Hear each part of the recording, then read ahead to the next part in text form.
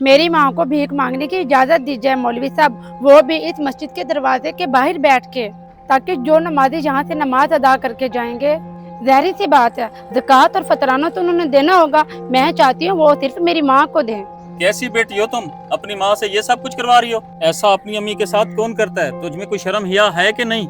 इसमें शर्म हया वाली कौन सी बात है मौलवी साहब? मेरी माँ वैसे भी तो बेवा है, हमारे पास कोई रोजगार भी तो नहीं है ना। अगर मेरी माँ चंद पैसे कमा आएगी तो घर का हम खर्चा करेंगे। और वैसे भी ज़कात और फितराने की हकदार ज्यादा मेरी माँ है, और मैं चाहती हूँ ये मेरी माँ को मिले। मेरी आपसे गुजारिश है मौलवी साहब कि मेरी अम्मी को इजाज़त दीजिए।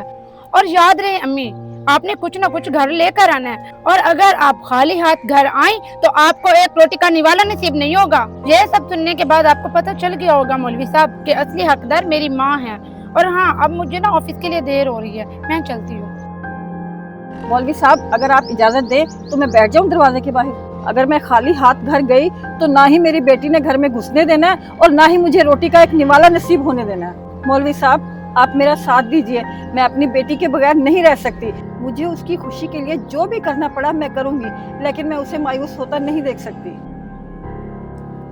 रुको, आज तुम्हें वहाँ जाने की जरूरत नहीं है।